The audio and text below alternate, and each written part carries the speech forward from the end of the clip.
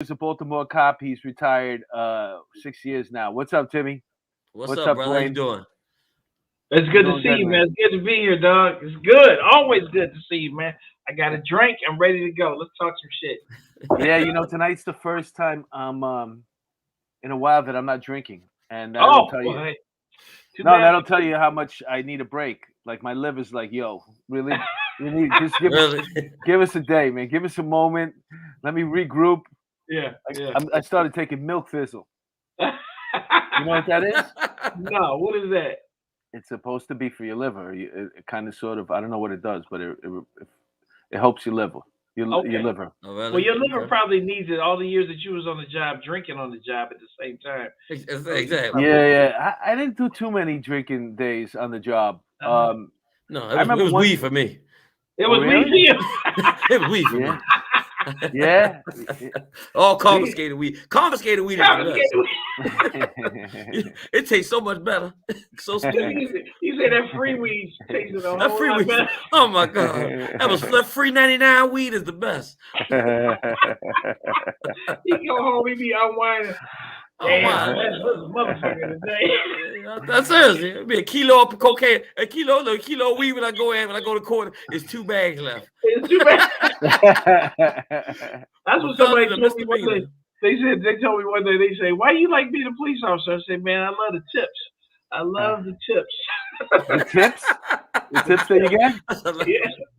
Yeah. Yeah. I always say that because people always ask me about corruption. So I always say, truth is, I was on the job for 20 years, man. I never got offered sex, drugs, or money to look the other way. And that is bad luck. I mean, I'm talking about You 20 talking years. about ugly. You need to I go was. to Tinder. I got offered sex, money, and drugs by the same man. By the same man. Okay, Timmy, they still offer you sex, drugs, Well, and it's like money. they still and I'm retired. This motherfucker something else, boy. That's For the good. same That's man good. in one night. You fuck around, get a hat trick, won't you? You get all three in one night. You hilarious, man. You hilarious, man. But no, man, like I told you, man, I'm still on the job, man. Like I said, they got me working from home, man. This is a bitch locking somebody up in my bedroom, man. I'm telling you. Yeah. There you go. We got him in the closet. You got to put him in the closet. I got domestic terrorists back here right now. Shut up there, Glenn.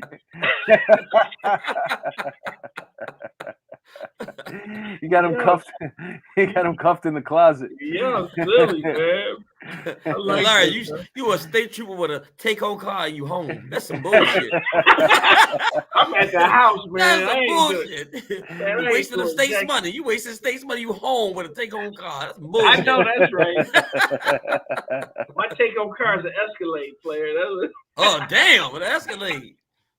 Hey, Michael Furberger. He's on. We got a chat going on at the same time here. Hello from Toronto. Hi, Michael. How are you? Smee. LOL. We're laughing already. Smee. FDNY New York. At 100. Hey, Smee. This is a funny story about the FDNY. This why. A lot of cops have animosity in New York City towards the fire department, and here's why. But it's because they have balls. They do whatever. The other day, they wanted to protest the mandates, Right. I saw the that. vaccine mandates. Right. So while they were on duty, I think it was 6 or 8 active firefighters. They're on duty. They take the fire truck, and I think they went to City Hall or something. They went to protest with the truck on duty, and they found out they all got suspended. But Hell yeah, that take a lot of balls. That'd be like me going to protest in my patrol car. You can't do that. What kind of shit is that? Yeah. I love it though, man. I love it. They got That's some crazy. balls, man. That's Damn. some balls there. Yeah. It's like you're a full uniform with a Black Lives Matter t-shirt. Do you know what would happen if you were a uniform? Oh my God. You got your gun belt and a Black Lives Matter t-shirt over your shirt. You are done. And then you kneel it. You nail it. Could happen. We got a new mayor here, Eric Adams.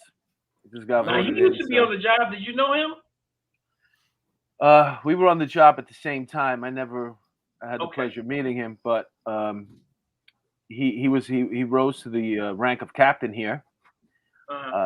So we know he's a good test taker. Okay.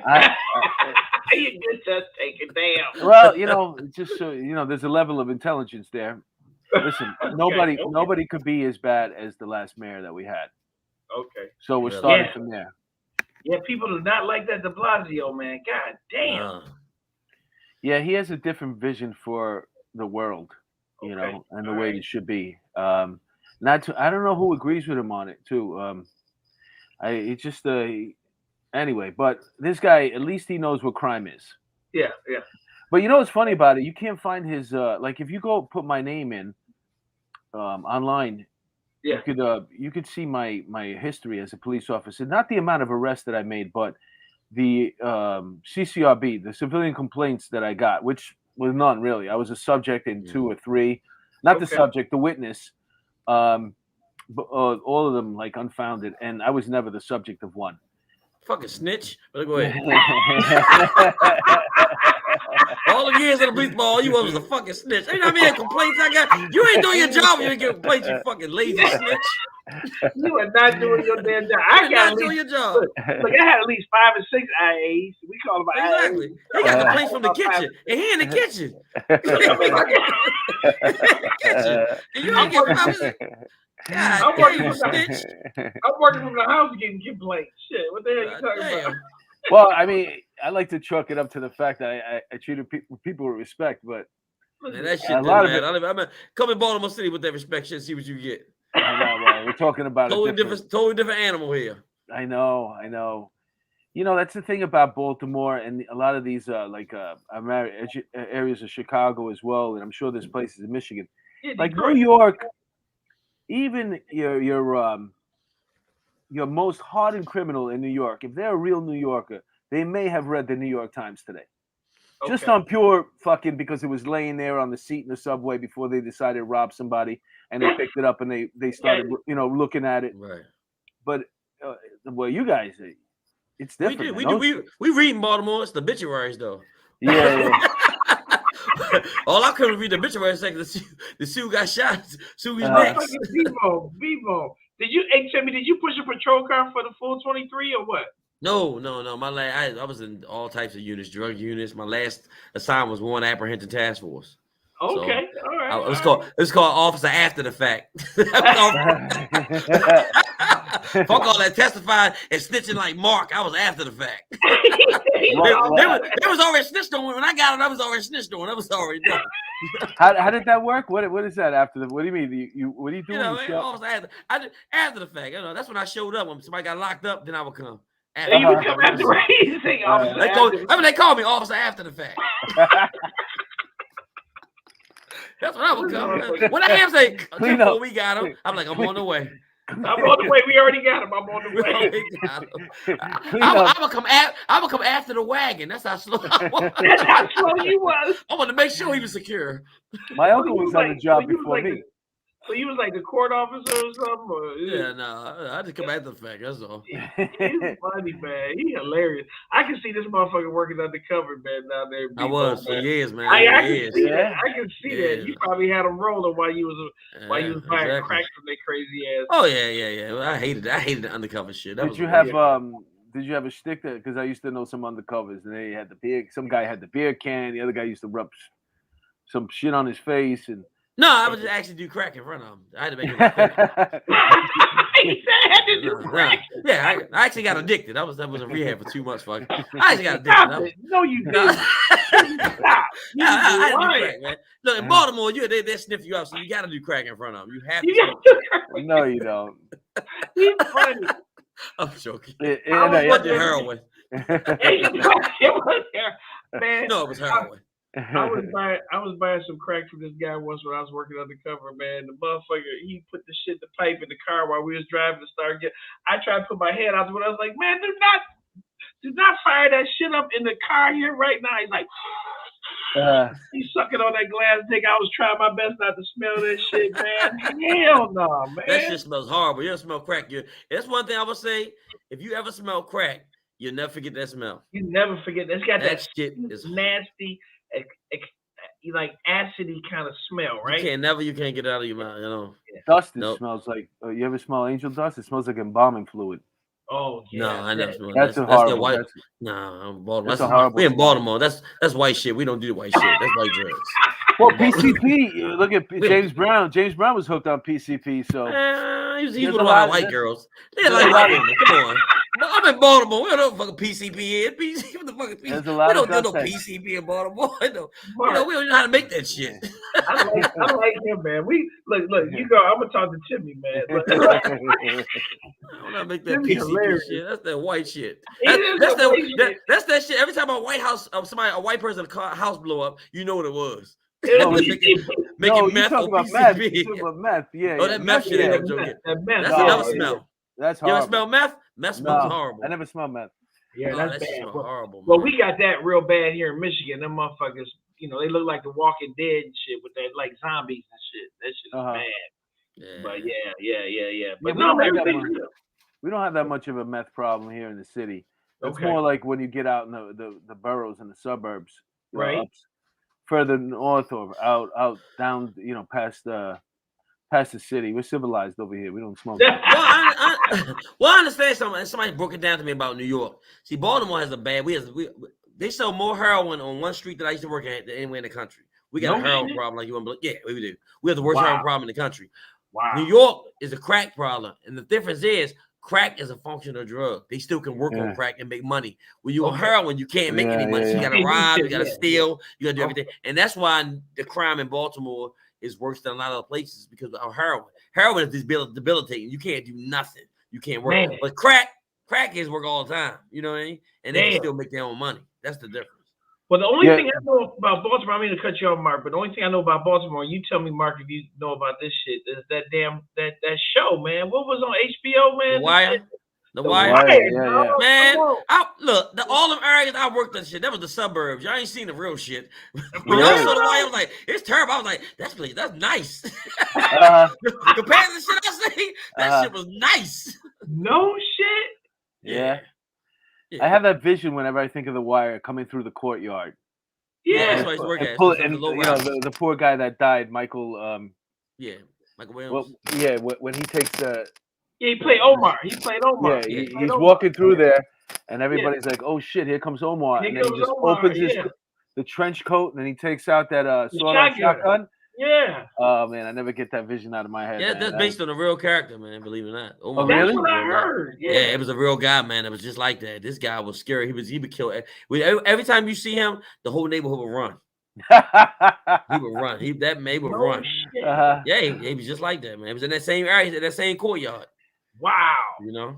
Well, somebody said that show was the closest to police work ever really captured. I mean, do you agree with that or? The first season, the other season got phony, but then you had the docks, which was horrible. The docks was crazy. That was horrible. Yeah. But they lost me at the docks. But the first season, the first season, all that little Amsterdam when they was doing that's fake. Come on, you know that's gonna happen. Come on, man. Officer watching people do drugs and crack. Come on, man. Hey man, he was ahead of his time, man. Bunny. What was that? What was my man named Bunny? He had Amsterdam, and shit. He said, that's what they want to give him drugs now. Let him just go ahead and just be in one area, supposedly. Pretty much. But I think they should though. I hate to say it. We're not going to stop it. The cops ain't going to stop this shit. No, I agree too. Look at Oregon. The only problem with Oregon is they should give them the drugs. Okay. Just give it to them. And then this way, if you get arrested here, they're like, listen, you can go to prison or you can go to Oregon. And just send them all to Oregon. Everybody. Just put them all and build a fence around it. You know what I'm saying? Give them, and then they can get their drugs. But you know what happens is when these people don't have to look for drugs no more, it frees up their time. Now they can plan out their drugs. They don't have to worry about stealing. Because your day when you're a drug addict is what? It's looking for drugs and looking for money to get drugs. Okay. Yeah, you know what I'm saying? So now you just eliminated two problems. I know a guy, speaking about being heroin affects everybody. Kids I grew up with got hooked on heroin after the fact. I got on the job. They were still doing drugs and stuff. And he owned a florist. and his heroin got bad, and he couldn't. All his flowers did. Yeah, all his flowers did. All his flowers. You must have flowers. You must have flowers. You want a flower? You want a dandelion? He's selling dandelions. Man, I gotta see Timmy's show, man. Timmy out of control. Yeah. You gotta do a show with all of us together. Oh man, I gotta come to New York, man. That'll be tight, man. Where are you based at? Where's well, I know you in New York. Are you still in B-more, Timmy? Or? Yeah, I'm in Baltimore, but I travel a lot though. Okay, travel. Okay. You come to New York a lot, right?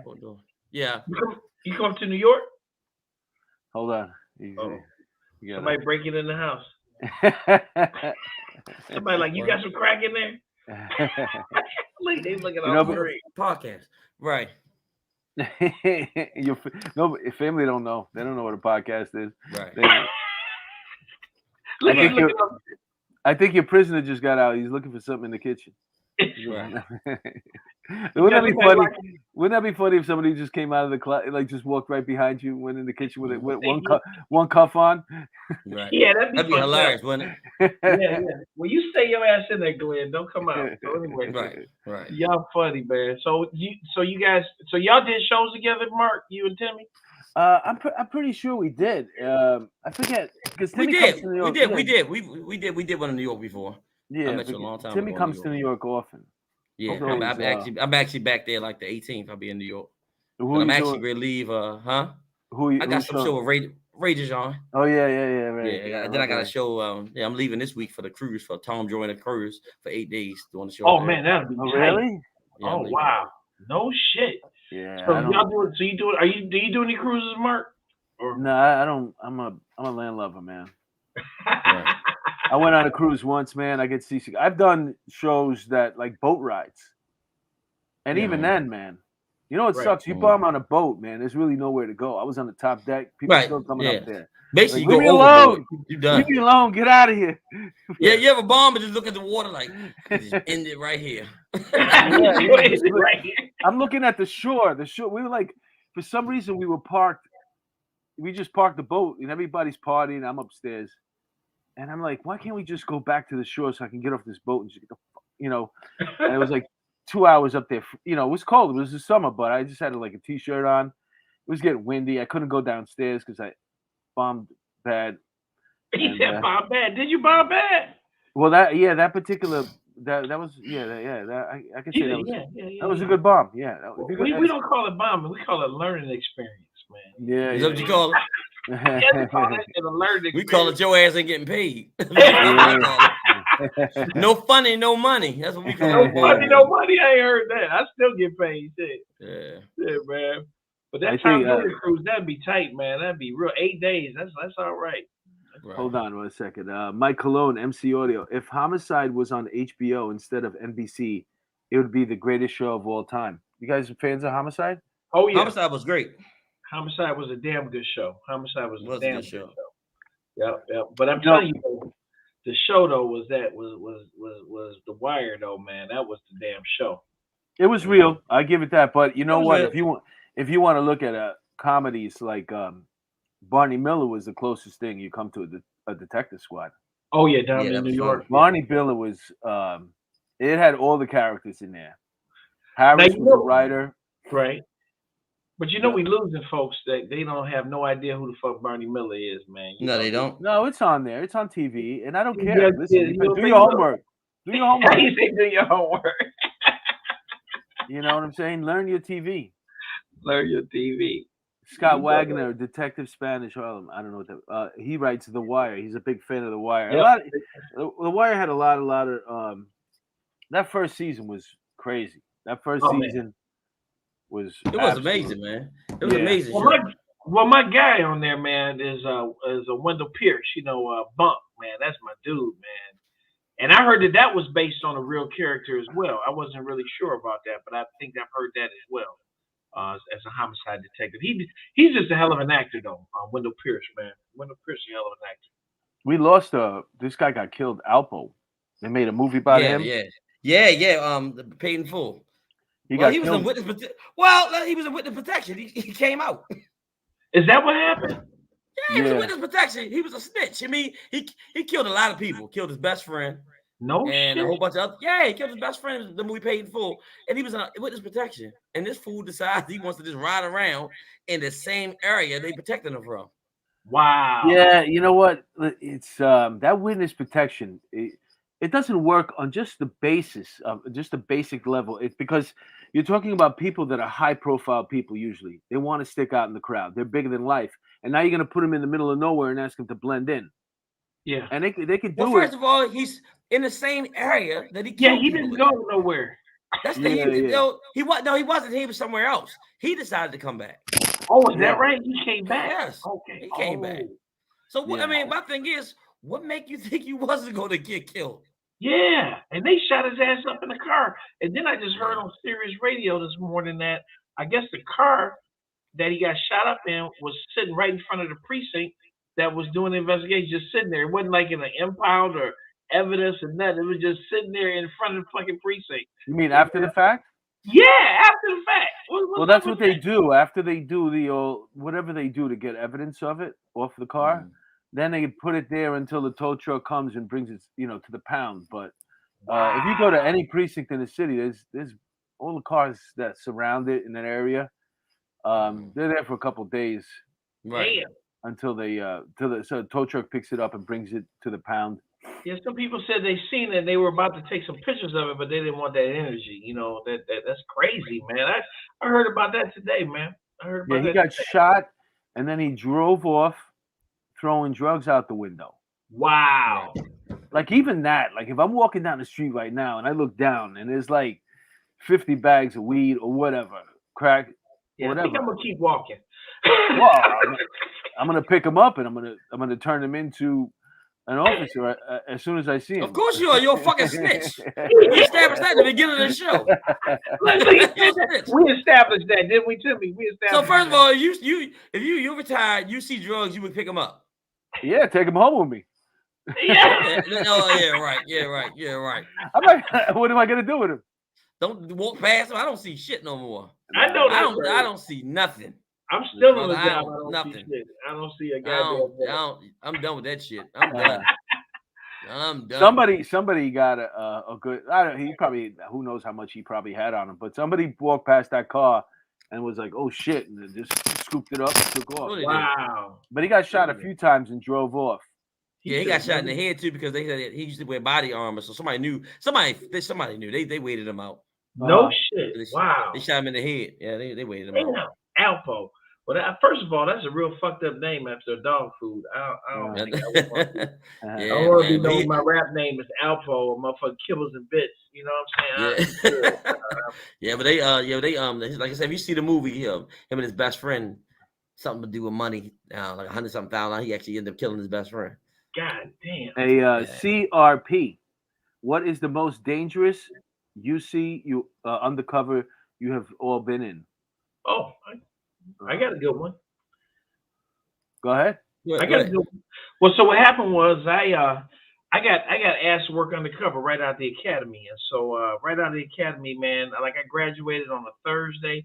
Friday I was in a detective meeting. I was off Saturday and Sunday, and Monday I was in my first crack deal on the south side of Ypsilanti, and that's like a real bad area in Michigan, Ypsilanti, So anyway, I went in with another guy, another UC, to buy some crack from this kid. He's actually a juvenile, and so I told him we both work in construction, this and that, and so then I got the dope from him. But what I wanted to do was cut out the other UC, and then I just do a hand to hand, just me and my man. So I said, this is back in the day we had beepers. Remember this shit, right? Yeah. I said, look, I'm gonna beep you. I'm gonna be back later on this afternoon. I'm gonna get some more shit from you, right? He said, bet. So I go back that afternoon. I roll in my UC vehicle. I go in the house. As soon as I come in the house, my man pulls out a shotgun, shoves it in my face. They're like, yo, what are you doing here, man? What's up? You here to rob me, motherfucker?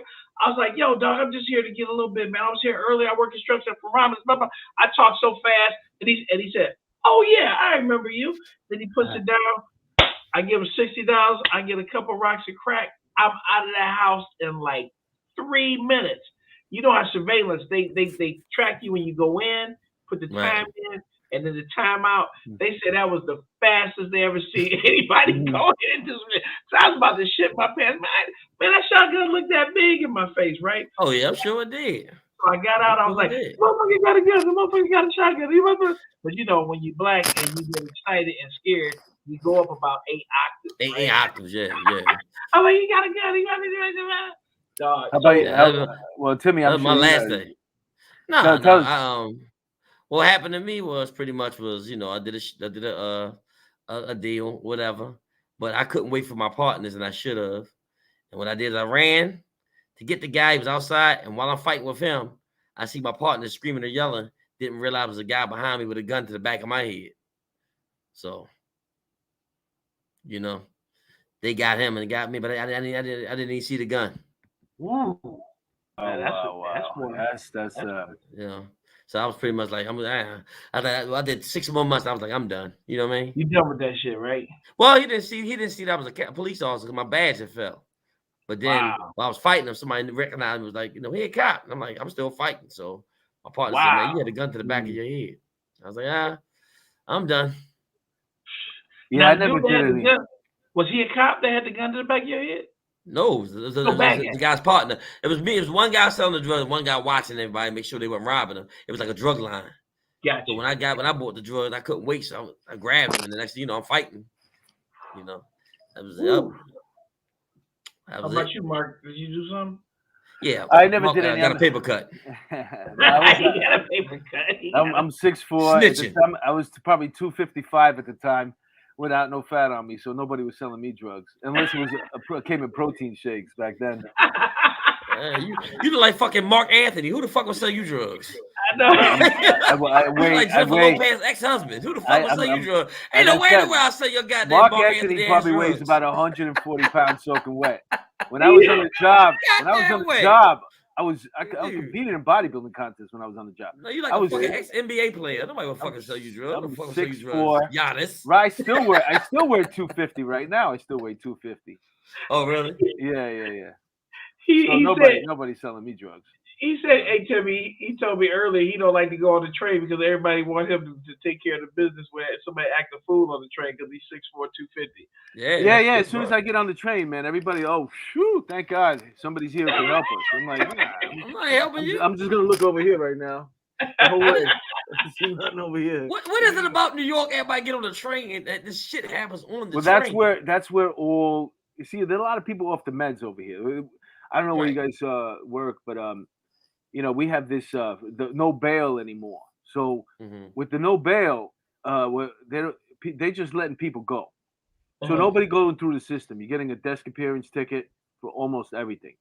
But they don't realize when you went through the system, you could get your meds. So if you're a psychotic, they were probably asking you, and you get back on your meds. You get cleaned up. These people are never getting cleaned up. They're never getting 3 hot meals a day. They're on. Yeah, what they're supposed to have. Okay. So everybody is psychotic right now, and they all go in the train. They all hang out in the subway because of the elements, especially in the winter. Wow. And they can sleep on the subway. And just ride. Yeah, they ride around the city. Wow. But yeah, so that's why the subway is always crazy. CRP, thank you for your $10 super chat. That's very kind of you. We appreciate that. Smee, I hate drugs. So give them to me. Hey, look, can I ask you something, both of you guys? And this is just something I've been dealing with lately, and I want to know how y'all feel as far as comedian stuff, okay? Okay. Have y'all been doing any, like I do a couple of vaccine jokes, and like where I perform at is like around the Midwest a lot, and they've been like hit or miss. You know what I'm saying? So I want to know like what have y'all been feeling on that, on all this shit going on? What, the Dave Chappelle shit, all that? Yeah, all that. Yeah. Man. No, I'm be honest with you. I'm getting sick of it because I just think that I watched the special. Dave didn't say anything that was harsh or anything to me. I mean, he would say his opinion. The only problem I have with it is, okay, they have their opinion, but the problem I have is they never acknowledge the fact that this woman was bullied and killed herself because she was bullied. that bothered me, because if you and I or anybody on this podcast would have bullied somebody and they would have died, we'd have been cast to hell from everybody. Yes. Nobody acknowledged the fact that this woman was bullied and died.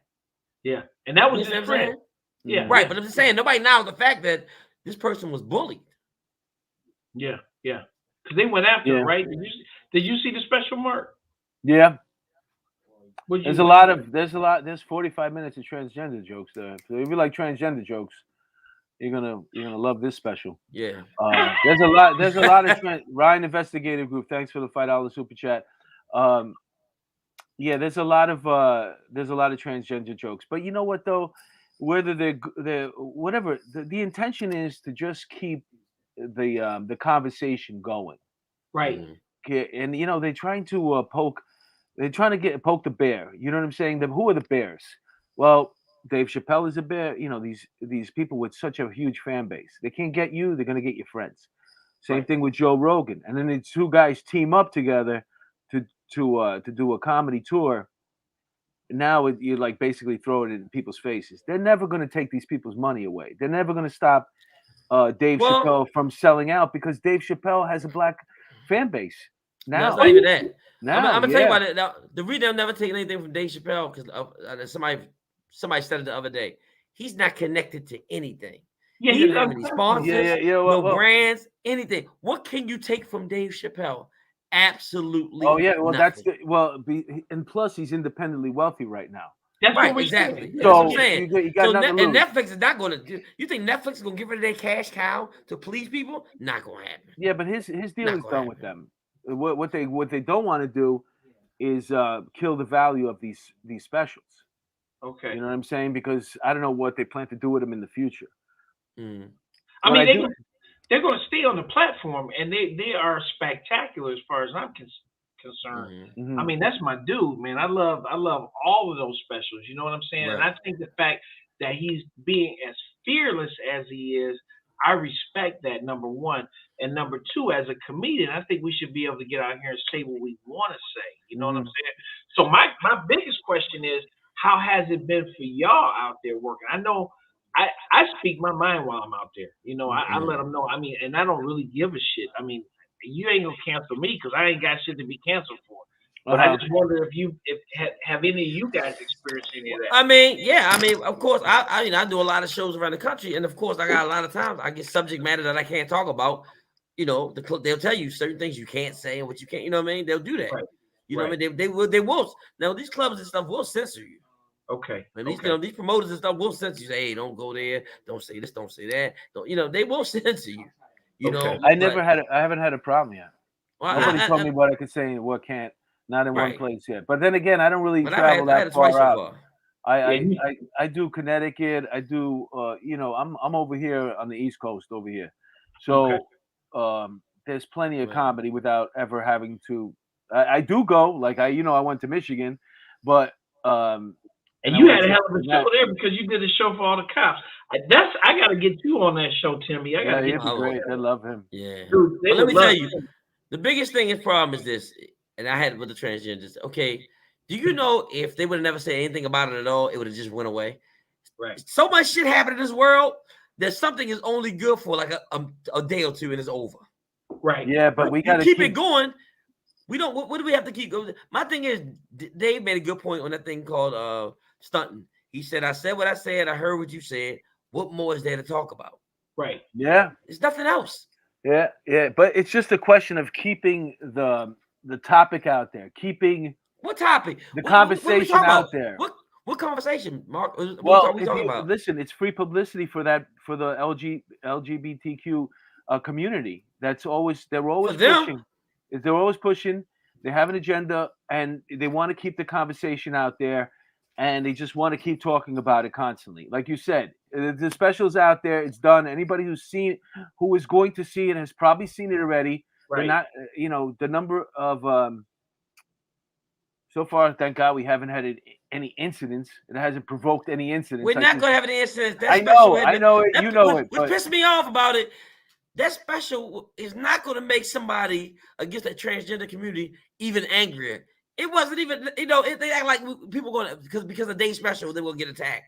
What did Dave say to make me want to attack a transgender? Nothing. Well, apparently he has quite a Steffi. I see some handsome men on my screen. Well, she's got to be looking at you guys. yeah. He's already been through one marriage, Jennifer. So look at that. But you know what? Like I said, it's just to me that it's nothing else to talk about. It wasn't malice. It wasn't. He's helping. To me, Dave is a comedy hero. To me, me too. You know what I mean? Because he's allowing us to get away and say what we want to say. If we don't have a Dave Chappelle, Richard Pryor was that same comedian for those comedians back then. Yes. Well, Richard, this is the modern day Richard Pryor. That's all he quotes. Dave Chappelle quotes. He says that Richard Pryor was his inspiration. That he admires the fact that he was able to talk about all the things he wants, and that's what he wants to be in a way, and that's what he's doing. My question is like, how do you have so many? Like, what is it about Dave's comedy that attracts so many? I guess transgenders in the audience. You know what I'm saying? Like, how would? Because you think so? You think that's the person that he met didn't he in the show in the special he said was somebody in the audience that night that came up to him after the show, and then he had a conversation with them, and then he started putting them on before him, and then remember the joke that he said, and he wasn't funny at all, but he got funnier. Remember that whole bit? Yeah. But Mark, it's real simple. If you all right, look at people like Gary Owens. Gary Owens is a white comic, right? Yeah. Gary Owens talks about what the whole time, most of the majority of his time, being black with a black person. What's Gary Owens' audience? Black people. He's not a. Where'd he go? We got him frozen. And he froze up. I didn't put. You know what? Let's just take mainstream comic. You know what I mean? The people you're talking about are just going to come. If I talk about Indians, my whole set, that's my whole Indians going to show up. It's going to be my core base. I see what you're saying. Okay. You know what I'm saying? Yeah. Look at Russell Peters. Russell Peters is a whole. What does he talk about the most time? The Indians. Who is his core base? Mm-hmm. Indians. Dave talk about transgenders. So who you think gonna show up? Transgenders. It's just your subject matter. If you beat it enough, the people you talk about are going to show up. I never thought about it that way. I'm trying to get a white woman. My whole new set gonna be white women. I'm trying to get some white women. A whole new white woman. I got whole new. I'm trying to get some co-signers and good credit. All white women. Lady Catherine Perry. I've noticed a lot of trans members in the audience also on Dave Chappelle's shows. Well, like you said, that's the only thing that's made sense to me so far. Yeah. And listen, I'm in New York. Where you'd expect to have a very liberal audience, and it's rare that you're in a comedy club and just you're looking at the audience and you see. Well, you lucky, man, because where I'm at, dog, I am in the Midwest, dog, and I'm telling you, I have been performing for all these conservative crowds, and I don't do any politics in my act, thank God. But whenever I do some, not that transgender stuff, but I'll do like some positive vaccine jokes. Like I'll talk about how many of y'all got your vaccination, and they'll be like, and then that's why I kind of lose them on that, man. So it's just crazy. So I don't know. That's interesting. Like I don't talk about politics. I don't talk about COVID. It's to me. I know a lot of comedians want to talk about politics. They want to talk about Trump. I stopped doing it when I see comedians split the room. You having a great set. Yeah. All of a sudden you say, all right, who hates Trump? And that's it. Kills your whole night. Because now you divided the crowd when you had a good set the whole night. Yeah, so I decided to stay away from it. Just stay away from it. Yeah, I agree with you too, man. I don't understand. What's funny is over here in New York, we have like if you're in the city performing, you could be a superstar with all that politics stuff. You know what I'm saying? Because you're right in your because it's right home. Yes, you're right in your bubble, and then you take that same comedian, you book them upstate, and they step on the stage like, so anyway about Trump, and they're like, boo, and then all of a sudden you're like, oh shit, and this dude don't got no material, nothing else, because you've been working on and it works perfectly. Wherever you're doing it, it's working perfectly. But as a comedian, if you want to make some money, you got to get out of the city, and you have to be well-rounded. And basically, also too, we're living in a generation of clapter. You know what I'm saying? A lot of these comics, they're not even they're going through the trouble of writing jokes. They just want to, get the clap. That is in lieu of a laugh. The whole thing about comedy used to be to write a joke clever enough where you really couldn't understand what side I was on, but it was funny. Right. You know what I'm saying? That's a beautiful joke right there. Yeah. Set up in the punch. Yeah. Well, like me, like I write, and like you think you know my punchline, but you don't. I'm like, I will you go this way and then direction. That way. That's what makes me so diverse in comedy. But like you said, man, but a lot of this stuff has to do with internet comedians. You know what I mean? This internet comedian. That's another subject that we didn't tackle. The internet comics, man. Yeah. Because what's happening is, and I don't know if y'all experience it, but you got to be careful of it. What they're doing is they get the internet comedians to bring the crowd, but they make me headline. They make me headline because they can't handle it. Right. They're paying them the majority of the money to bring the crowd.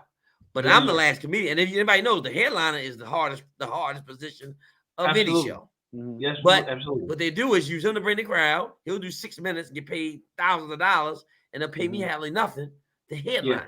Yeah. Or what they do is they put them on last, and they give them 6 minutes, and everybody else has to do 20, 25 minutes or 30 minutes. Like you put 3 comics each.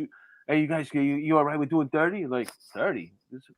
Fucking weekday spot at a comedy club. What, you know what I'm saying? Yeah. Why And it's to eat as much time because they're not professionally trained. No. Right.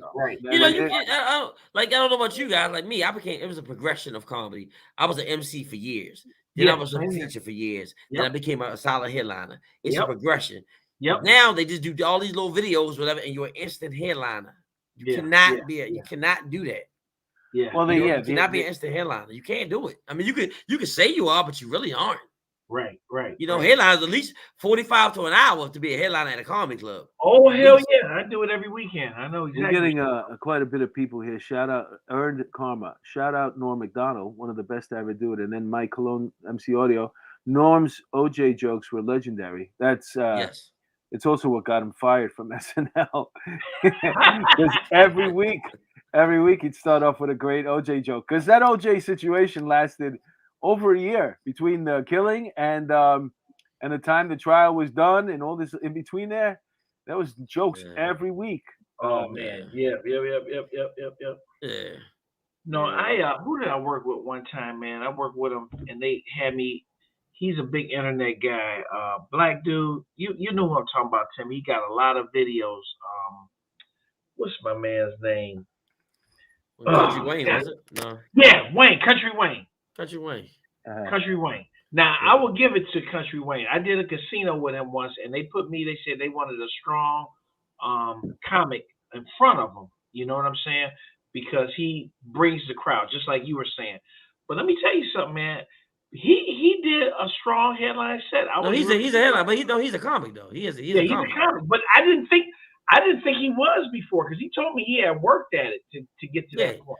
But he actually worked on I worked with him before a couple of times, but he actually is a comic. He actually studied comedy and some comedy. He's really he's a comic. Here's a perfect example. The guy I love, I think he's African. Everything he does, like he'll see something stupid on the internet and then he'll do it like the way you're supposed to, like The Door, for example. Hilarious. I know he is. That guy's funny. But now you take that guy and you put him to headline the show. What is he gonna do?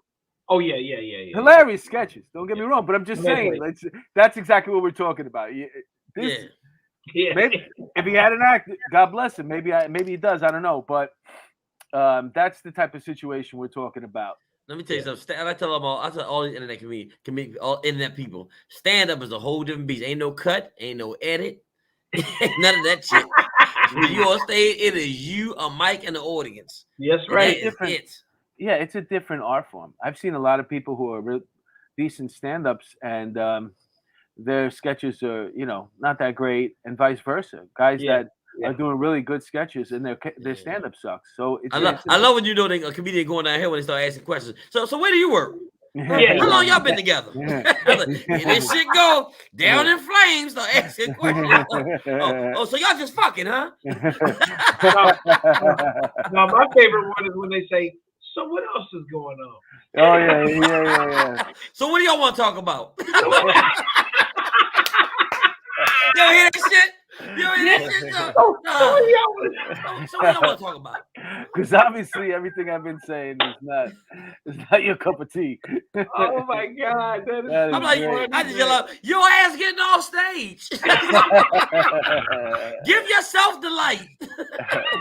Hey, so let me ask you this: since you come to New York often, like for God, example, God. doing comedy in Baltimore, what are those audiences like compared to New York? New York, yeah, I love New York. You know, Brooklyn is my favorite place to do comedy, and Brooklyn is a whole different. And it's something about Brooklyn, New York, where they just appreciate comedy. You know what I mean? It's like they yearn for it and they just love it. I mean, everywhere else, Queen and everything is fine, but Brooklyn, it's like you got to bring it. And I think I like about Brooklyn because you have to bring it. They don't, you can't bullshit in Brooklyn. You have to go out there and be a comic. So I think the difference is that y'all get comedy so much that y'all gonna appreciate it and you like, you know what I'm saying? We don't get comedy as much as you do. So it's like a train. When you go there, when I first get on stage, I have to train the audience to laugh. You know what I mean? New York is already conditioned to laugh. When they're gonna laugh at you. They're conditioned because they say it all the time. We don't see it all the time in Baltimore. It's like you gotta go out there and you gotta hit them hard in the face. First joke better hit. After that, if that shit don't hit, like in Brooklyn, if my first joke don't hit, I can lead up to comedy because they know I'm, it's comedy. But Baltimore, your first shit better hit. I remember I just somebody posted up here. Don't forget about old school cats like Hamburger. Remember Hamburger? I work with him. Good friend of mine. I just called talk to him the other day. Okay, good. Yeah, you say Skid on Family Guy? Yeah, I saw that. Hilarious, man. Yeah. He didn't get paid shit for that. Hamburger. It's still broke. Hamburger. It's amazing how just one word is like it's what can make a career. But that's what they used to do back in the day, right? Def Comedy Jam, always somebody had some kind of callback to or something, Yeah, that was the biggest thing, the callback. Like, I did Def Jam. I mean, it was it was different. Oh, you did Def Jam back in the day? Okay. I did Def Jam. You were still on the job. I did Comic View, Def Jam. I did all that stuff. He was still on the job, man. Mark, he was still. I did. I did a bunch of. This the fucked up thing, though. I lied and said I was sick. They saw me on Def Jam. Oh yeah. I said I was sick. I was on the phone calling in sick at the airport. All you heard was flight 1457 now. I called in sick at the airport.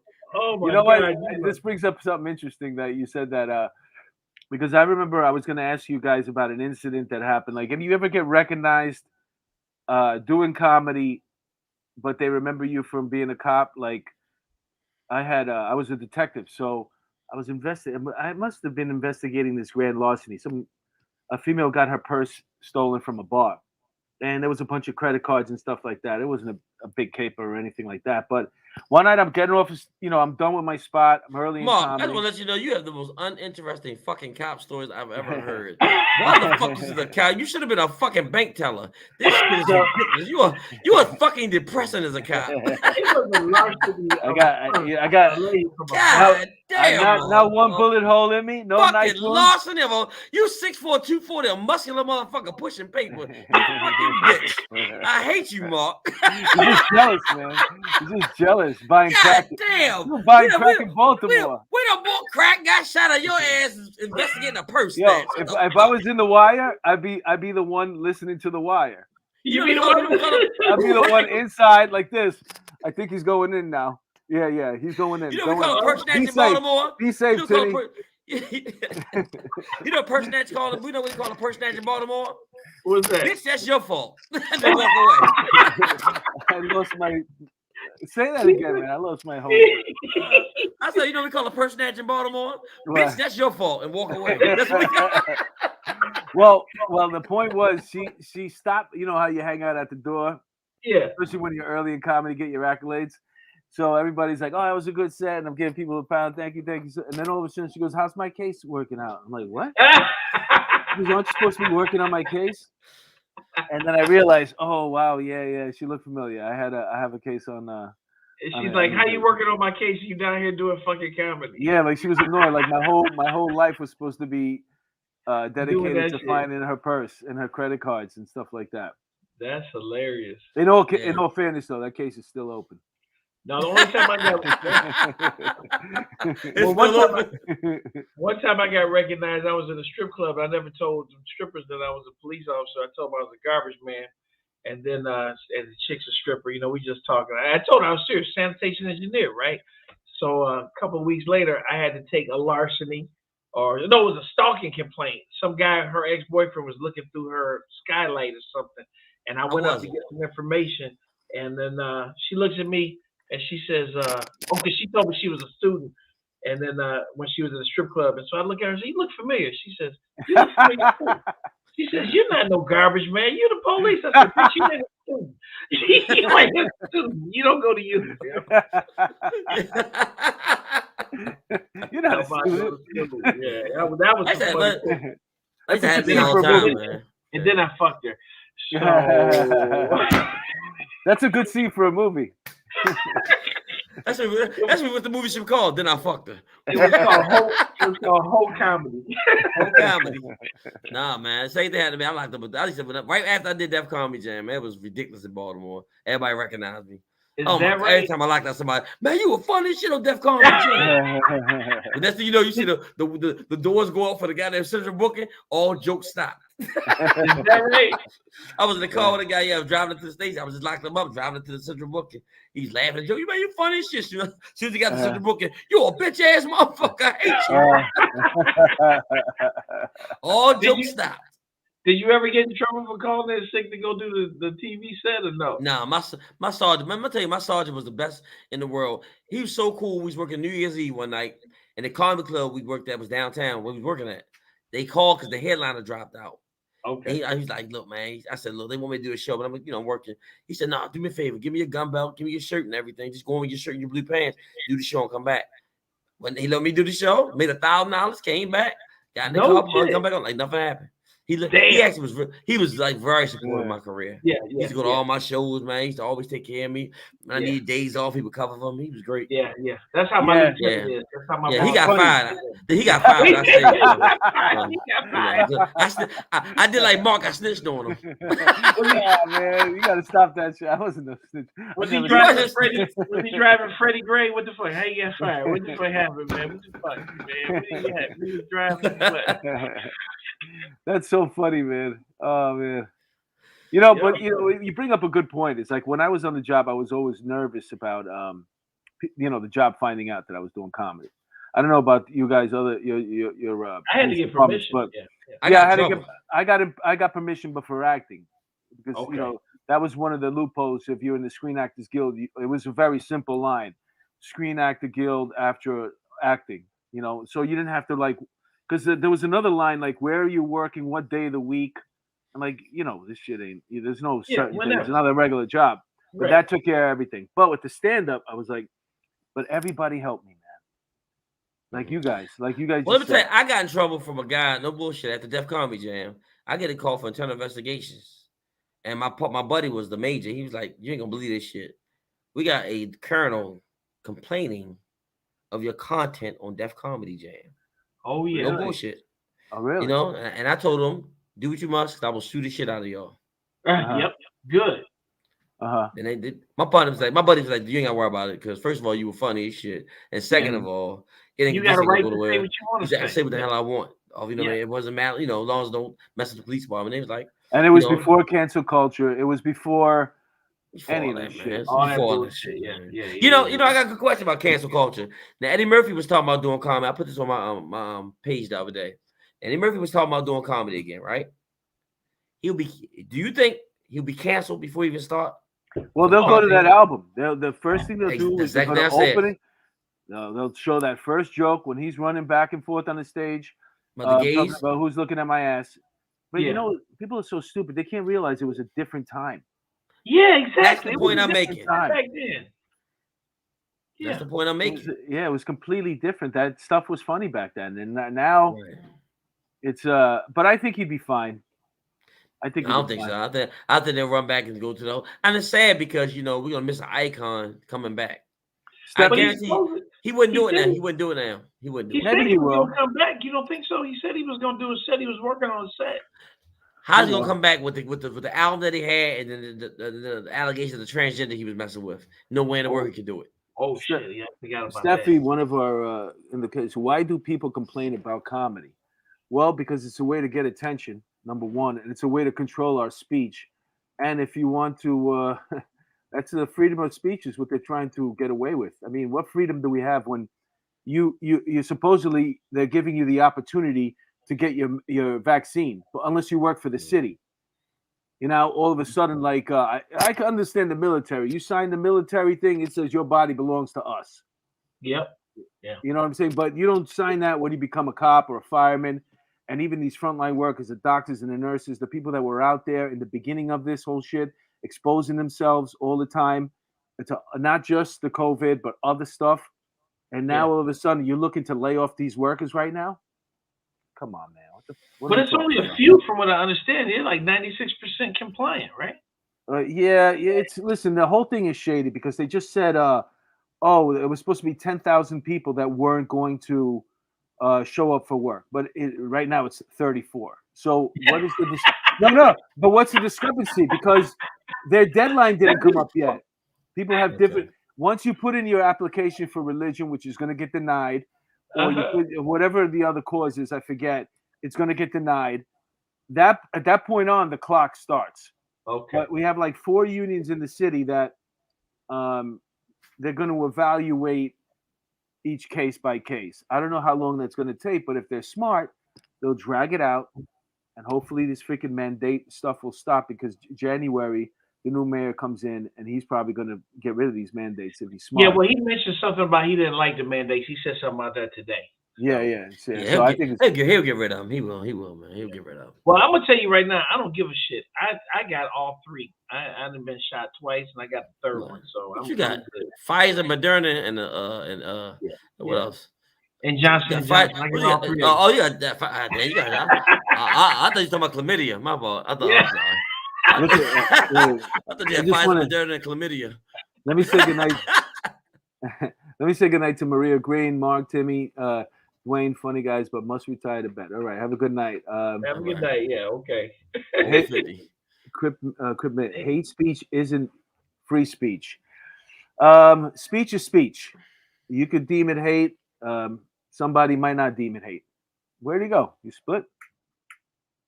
What happened to him? Dwayne knocked himself out. I think his suspect ran out of the bedroom. Oh, yeah.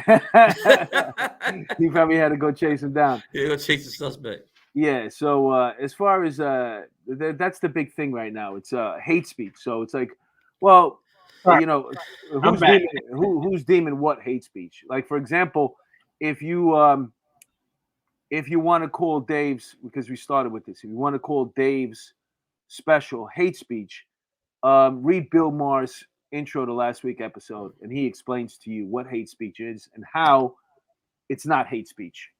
Right. You might hate it. The people that you're associated with might hate it, but it's not hate speech because it's not. It's commentary. It's just commentary. But why when we talk about transgenders hate speech, but if I talk about a drug addict on stage, it's not hate speech. That's not hate speech, right? Or talk about I got drug addicts in my family that I talk about on stage, but if I talk, it's not hate speech. But if I talk about in that one culture, it's considered hate. Yeah, that's Michael Shea made a good point. Michael Shea said, "How come everything is a phobia?" You know what I'm saying? But right. But no, everything is a ism. But that's a phobia. You're homophobic. Yeah, exactly. Sexism, racism, everything else is an ism, but that is a phobia. A phobia is to be scared of something. I'm not homophobic at all. Like, you know what I mean? You actually welcome it. I don't get Timmy, it. I know you well. Timmy actually welcomes it. I have no problem with it. He's okay with a finger in the ass. I have no problem. Every once in a while, hey, look, I gotta do what I got. I'm retired. My check ain't that big. you make your money your way. I make my way. Hey, man. Hey, I ain't judging you, bro. But that's the thing, though, man. Why is everything an ism? I mean, he's right. Sexism, racism. Right. But then it's homophobic. Yeah. I feel you. Does that make sense? Yeah. Oh man. look at Mark. Yeah. No, you're right. No, I agree with you. I agree with you 100%. You know, and I think it's not hate speech. You talk about a lot of things in your act. I talk about things in my act, right? None of that considered hate. You know what? You know what happens is when you start eliminating every single thing we could talk about, then you're going to have. You have nothing to talk about. Every comedian's just going to be self-deprecating. Ain't I fat? Ain't I tall? Ain't I? You know, it's like every joke is. It's nice when you have some self-deprecating jokes in your act because it shows a balance. But I've seen comedians, especially from here, like they're so scared to make fun of anything that the whole act is just basically making fun of themselves. If I tell you how many comedians are wimps, oh, I'm such a wimp, I never get into fights, and then I love going up right after them and going, I fuck people up every day. Exactly. Right, you know, like it's just to me, how am I going to get away with saying I can't fight? Yeah, well, that's just one dimensional. That's just one dimensional, you know. Because again, they want to make the audience feel superior. That's all. So and they get the jokes. But anyway, man, no, I think we should just be able to do what the fuck we want to do. You know what I'm saying? We will. I do not give a fuck. Okay, just so you know. There's a lot of things that are. But Dave has opened that up for us. So I mean, you got to praise him, man. He's really open. He's opening up for us. The conversation needed to be had, and the right person did it. You know what I'm saying? I couldn't have that conversation. You could have a He's the only person in comedy that can have that conversation. I agree. That's the truth. Earn karma. Look at the Rotten Tomatoes score from Dave Chappelle's stand-up. The closer audience 99% versus critics 44%.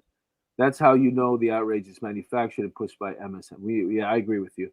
And Steffi, my family is Black, Irish, Native American, and some are gay. Everybody has gay people in their family. And listen, I have great gay friends, and I put them on my podcast. So. Yeah. Oh, he's talking about you. I guess whatever.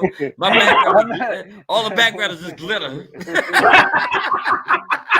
That's how you know that's how you know it's gay day for his podcast. It's a glitter background. Well, I have a kitchen. I know a kitchen. All right. So here we are. We're at the hour. I just let me say a couple things. Okay. Fuck, man. Hey, Timmy, what do you got coming up? You got anything coming up? Yeah, I'll be on a cruise for 8 glorious days. At the time, join the cruise, leaving Saturday for Miami and going to 3 shows. I got a bunch of shows on the cruise. I come back, I'll be in New York City on the 18th, New Jersey the 19th, Danville, Virginia the 21st. So I'm all around, brother. And then December 1st, I have my birthday comedy show at Magooby's Joke House in Timonium, Maryland. Where's that? Oh, yeah, Maryland. Maryland. Yep, my 50th. I'll be 50 the 23rd of November, so I'm having my big show. Happy birthday, brother. Happy birthday. 50 years old. You look good, man. Thanks, man. I appreciate it. Lot of drugs, a lot of crack, a lot of heroin. I'm telling you, oh my God. Thank God for heroin. Heroin. Thank God for heroin. What do we got here? We got this is what you got going on, Dwayne, this weekend, November 5th. Tell us about it. Yeah, I'm November 5th. I'm doing a show for Law Enforcement Torch Run down in Jackson, Michigan.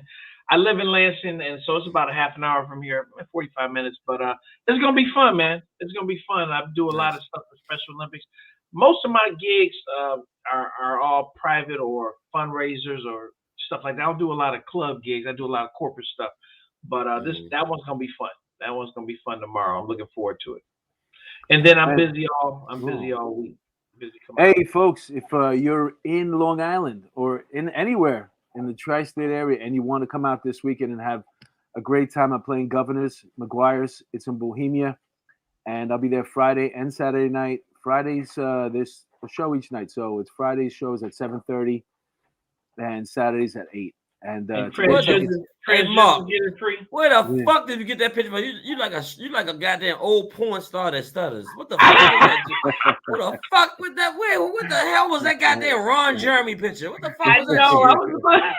It's a good picture, man. All the goddamn pictures you got, you picked that shit. He's looking like this. I know. I like that picture, man. Where the hell you get that goddamn picture? Like a backup singer for NSYNC. What the fuck is that picture coming from? The hell you get that? Like NSYNC's manager. What do you think that goddamn picture there? You look like New Kids on the Block, man. Come on. Look at that shit. Oh, wait. Right. I got a commercial I got to read, too. Hey, if you get in trouble, folks, you know the man to see. You want to have this phone number in your pocket. Behave yourself out there, but if you do get in trouble, jmurray-law.com. He's an attorney. He's a regular guest on the show. He's a retired cop, and he's the man to see. He cares for all his clients. He goes out of his way. So take that down. The phone number there is 646-838-1702. Joe Murray for all your legal needs. Once again, jmurray-law.com. And for everybody who tuned in tonight, thank you so much. This was a really fun episode. I had a great time. You guys are hilarious. You're always welcome back. I'd love to have you back. And I look forward to maybe we can work something out where we do something all together. Yeah, we need to. We need to, man. You know what I'm saying? I think it would be a great show. Yeah. You know? Hey, did you black cops and a white cop? This is gonna be amazing. I want to get everybody's social media. You got our social media. I want to make sure I follow both of y'all on Twitter and all that good stuff, and Instagram. I think Instagram. I'm Cop So Funny on Instagram. Oh, okay. Cop cool. So Funny, and then I'm Timothy Hall on Facebook. Okay, so. And on Instagram, I'm the Comedy Cop on Instagram. The Comedy Cop. I was the comic cop, and you stole from me, you bastard. I know. God damn. People can't have shit. Well, you got Cop So Funny, motherfucker. Because I had to change it because you stole my shit. That's why. My shit got blocked down. I know who got it. Everybody, the cops everybody's a comedian now, or they have a podcast. Every cop has a podcast. Yeah, 100 podcasts. By the time we went to get Off the Cuff, which I had originally, but I didn't think of saving it because I had a web series. And by the time we started doing the podcast, there was 50 off the cuff. So we had police off the cuff. So anyway, for those that were tuning in on the chat tonight, thank you so much for your super chats. You were a great audience tonight. I hope we answered a lot of questions. And it's me, gay and trans folk. We got nothing but love for everybody here. All human beings, trans, gay folks, everybody. We were just covering the subject right now, which happens to be a pretty popular subject, especially amongst comedians. But that being said, thank you guys. I really appreciate you guys. Come on. All right, man. Thank you. Okay. Appreciate Thank you. My pleasure. Have a good night, guys. Bye, brother.